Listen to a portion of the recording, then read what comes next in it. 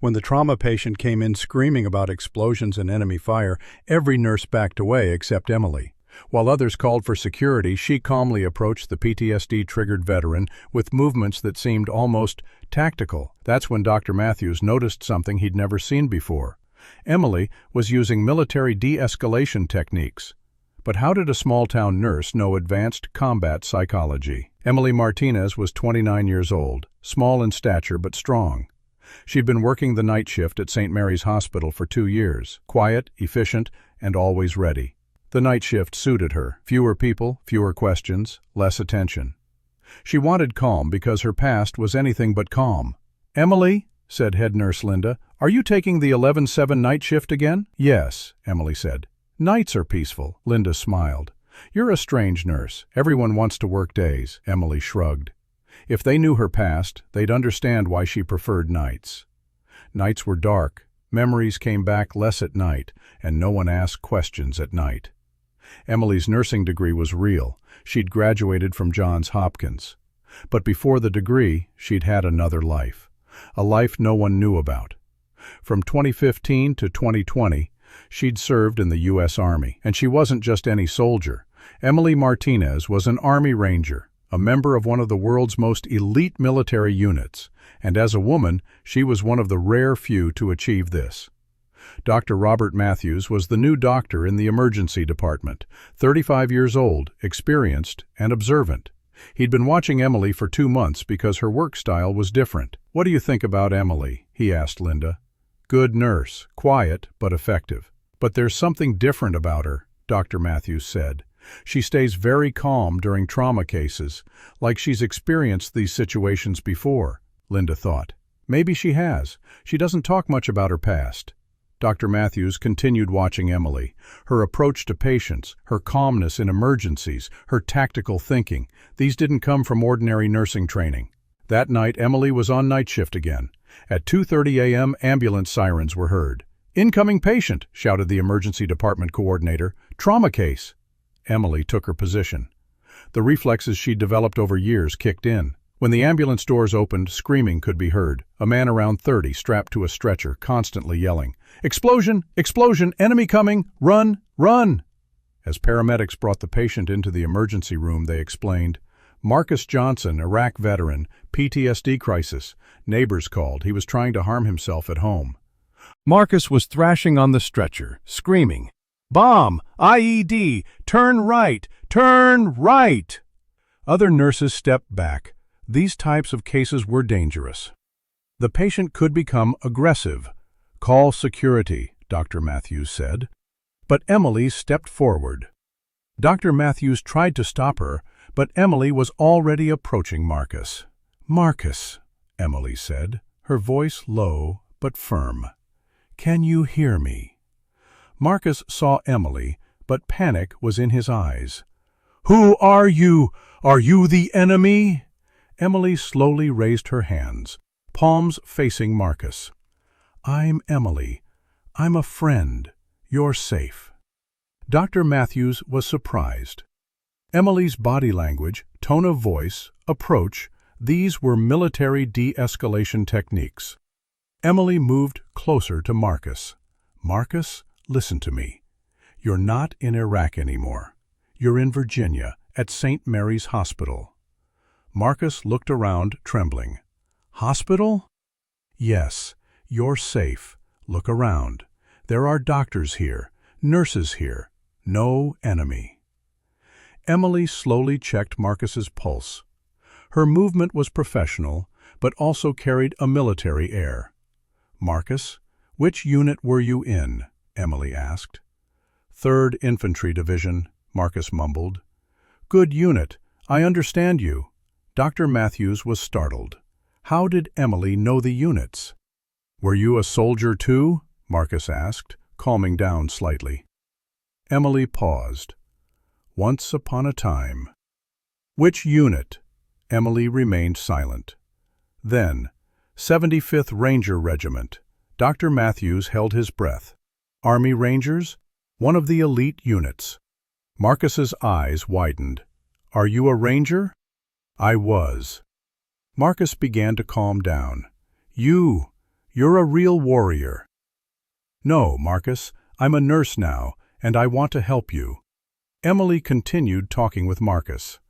She was using military terminology, understanding the traumas the veteran had experienced, asking the right questions. "Marcus, where did you serve in Iraq?" "Fallujah, 2018. Tough times, but you survived. You're strong." Emily held Marcus's hand. "Now what I want from you is very simple. Breathe. I'll count to 4. You breathe in.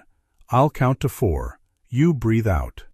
This technique was standard protocol applied to soldiers having panic attacks on the battlefield. 1, 2, 3, 4. Breathe in. Marcus complied. 1, 2, 3, 4. Breathe out. Dr. Matthews watched, as if mesmerized. Emily's technique was perfect. 5 minutes later, Marcus had completely calmed down. "Thank you," Marcus said to Emily. You understood me." "Always," Emily said. "We understand each other." Dr. Matthews approached Emily. "We need to talk." After this, "Yes? So why did you become a nurse?" Emily was silent for a long time. "Because I didn't want to take lives anymore. I wanted to save them." Dr. Matthews understood. "War changed you. It changes all of us. But what you did with Marcus, that wasn't just nursing training." Emily smiled. "Dr. Matthews, on the battlefield you have to help soldiers having PTSD crises, otherwise the whole team is in danger. How many times have you faced situations like this?" "Too many to count." Dr. Matthews looked at her curiously. "Emily, are you ready to tell your story?" Emily thought. She'd been hiding her past for 2 years. Maybe it was time. Emily took Dr. Matthews to a corner of the cafeteria. "What do you want to know?" "Everything. How did you become an Army Ranger?" Emily began. "I joined the Army in 2015. My goal was actually to be a nurse, but I decided to try for Ranger selection." "Why?" "Because I loved challenges, and there were very few women who achieved this." Emily looked into the distance. "Ranger school was like hell. 61 days, 60% elimination rate. I survived. Then what? I was sent to Afghanistan with the 75th Ranger Regiment. Special operations." Dr. Matthews listened carefully. "In 2018, we were on a mission in the Kandahar region, camp clearing operation. I was a medic, but also combat personnel." Emily's voice began to tremble. "The operation went wrong. 3 of my buddies were wounded. I had to save them." "What did you do?" "Under enemy fire, I carried the wounded to the safe zone, but we lost 1 buddy." Emily fell silent. "What I did with Marcus was the same thing I did for this buddy in his final moments. He was also having a PTSD crisis. Even in his last breath, he was panicking." "So why did you quit?" Dr. Matthews asked. "I left the Army in 2020 because I couldn't fight anymore. I'd seen too much, experienced too much." Emily put her hands on the table. These hands had neutralized enemy targets, but I wanted these hands to save lives now. "Was nursing school difficult?" "No, because I already knew field medicine. I knew how to close wounds, how to monitor vital signs, how to handle trauma cases." Dr. Matthews smiled. "That's why you're so good."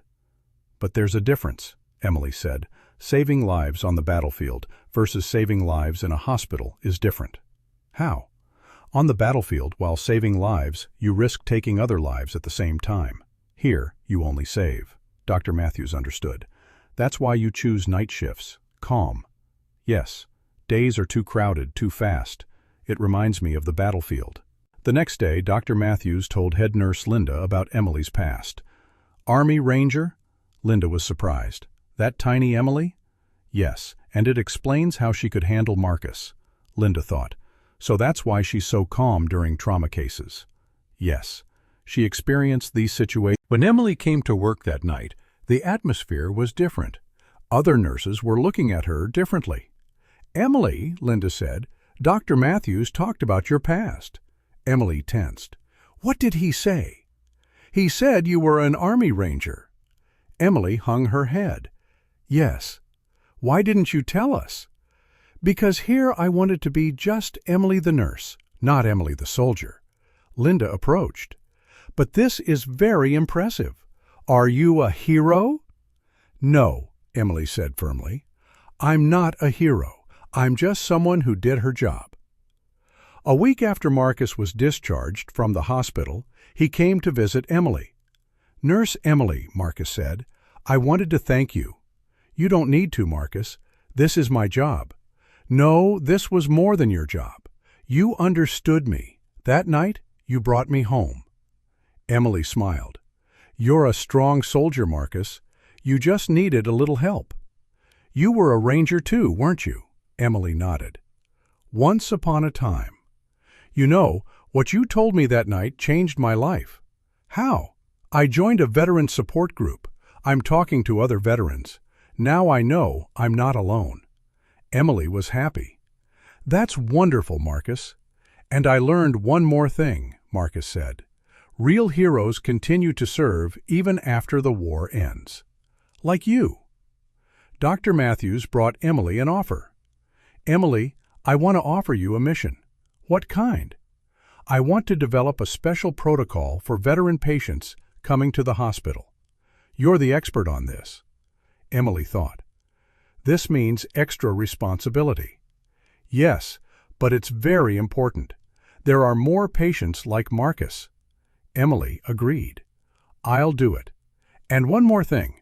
Would you consider sharing your story with the staff? If they knew your background, they could understand better. Emily hesitated. I don't know. Think about it. You're not just a great nurse. You're also an inspiring example. This wasn't easy for Emily. After hiding her past for years, opening up felt difficult. But seeing Marcus's transformation, she made her decision. Maybe she could help others too. At the hospital staff meeting, Emily told her story. Ranger training, Afghanistan missions, why she decided to become a nurse. I'm just Emily the nurse here, she said finally. My past doesn't define me. What I do today defines me. But your past has given you different skills, Dr. Matthews said. Yes, and I use these skills to save patients. After the meeting, nurses congratulated Emily. You're very modest, Linda said. Being an Army Ranger is an incredible achievement. Thank you, but my real achievement is coming here as a nurse. A week later, the local newspaper wrote Emily's story.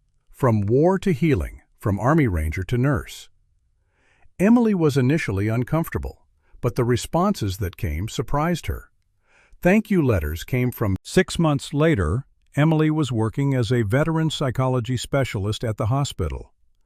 She was both nursing and providing special help to PTSD patients. Emily, Dr. Matthews said one day, you've changed a lot here. How? Our veteran patients' recovery rate increased by 40% because you understand them. Emily smiled. Because I'm one of them too. So are you happy now? Emily thought. Yes, because now I only save lives. I don't take them. And the night shift? I work days now too, because I'm no longer afraid of my past. Emily opened her locker. Inside was her Army Ranger tab that she used to keep hidden. She no longer hid it. This tab, Emily said, reminds me where I came from, but not how I got here. Dr. Matthews understood. You're not rejecting your past. You're drawing strength from it. Yes, because being an Army Ranger taught me discipline, courage, and calmness. Now I use these qualities for my patients. The moral of this story, don't judge people by their appearance or current jobs. That quiet nurse might be a warrior who served in one of the world's most elite military units.